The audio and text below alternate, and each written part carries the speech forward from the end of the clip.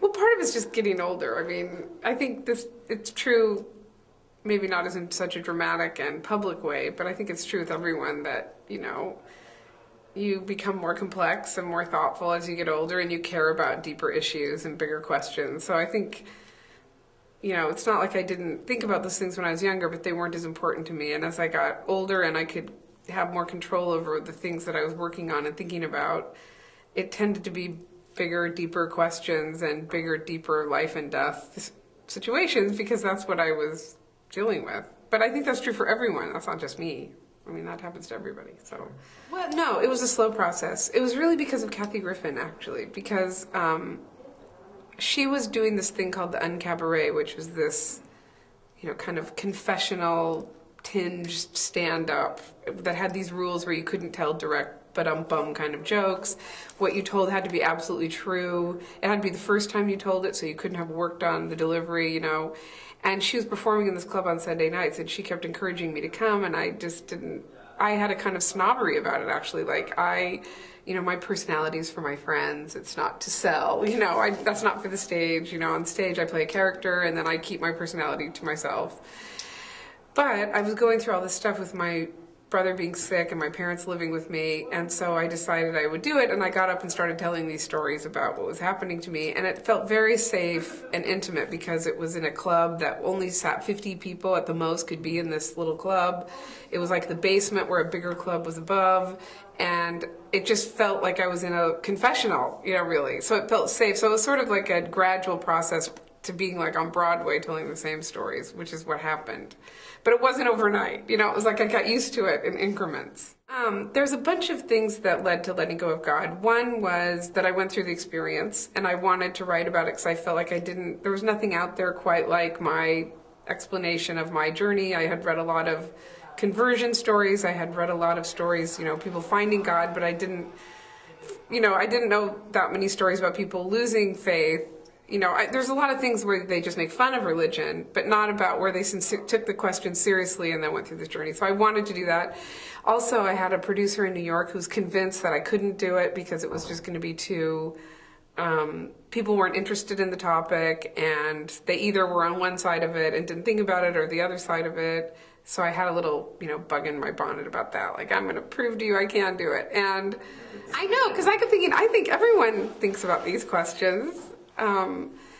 And it did find an audience, and it was successful. So I had a little competitive part of me that wanted to do it, and also it was very challenging for me as a monologuist to try to come up with a way of telling this story where it was going to be compelling for, you know, a whole journey. So the biggest flack I got, I went on The View in December. Actually, the December before this last December 2006, because I put out the CD with the book of the text. And Rosie O'Donnell, who's a friend of mine, really loved it and wanted me on. That's how I got on. And I got a lot of response then, because that woman whose name I can't remember, who's on the show, who was on the show, is a religious person.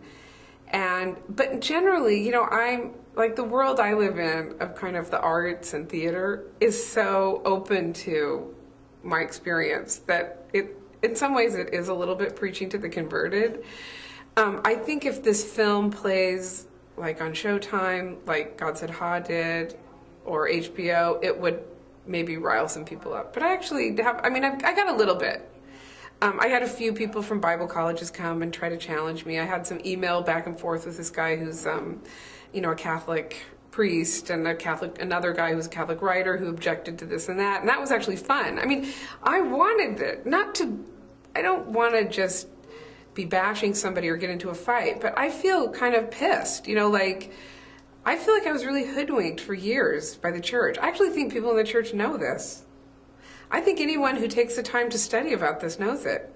I think that's really subversive and sadistic and horrible. I just can't believe these Jesuits are educated that well and they don't know everything I know. And they just think the institution is better, and I think they think the institution is good for people because I think it's condescending. They think people need God. And also they've bought into the culture, and I'm sure the culture means something to them. It has emotional resonance and the rituals and the life. But the average person doesn't think about these things that much. They're just in the church because their parents were, or because it works for their family, or, you know. So I didn't get as much response as I expected, but I think maybe that will happen, or maybe it won't. This might just always live under the radar like that. I don't know. After the primary in October in Oregon, 34% of people said they were not religious. Like, that's really amazing. I think that's really exciting. I mean, to me, that's like Richard Dawkins' book being successful, like people talking about faith and their lack of faith openly. I think there is something going on. I mean, I don't know if my film will end up being part of that discussion, but I think it's exciting. I mean, and I think it's right. I think it's good that this is happening. I think people, you know, when it was the Jimmy Carter sort of religiousness, people thought, well, that's so good-hearted. We're not going to... Right. But now that we've had 8 years of the Bush kind of fundamentalist, you know, patriarchal insanity kind of religious, I think people are just like, I've had it. I'm not even going to play lip service to this kind of thing anymore, which I feel is good. You know, I went through this experience. I lost my faith in God. And then, like 6 months later, 9/11, September 11th happened. And as it was revealed that it was these, you know, Muslim people behind it, I thought, oh boy, the country is going to become so much less religious now. Because now we've had this example of this horrific act. You know, this is just the perfect example of what happens when you take this kind of religious faith literally.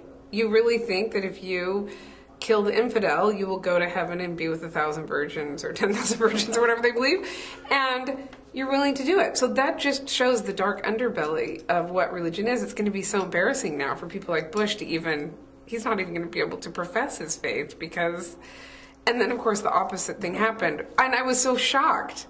Like when he was using religious rhetoric to talk about evildoers, and he was using all kinds of religious framing devices and words, and he was riling people up religiously, you know.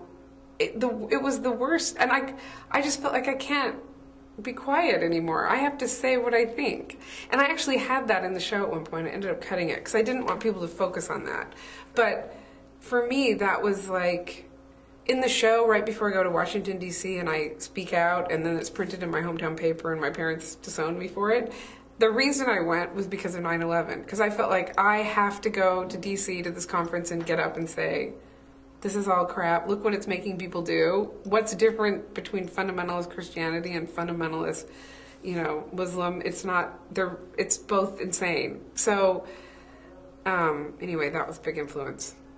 Well, what if I'm wrong, but what is right? Like, what if I'm wrong? Jesus was the Son of God, and his Father's up there tapping his toes, waiting for me to get up there so he can tell me to go to hell.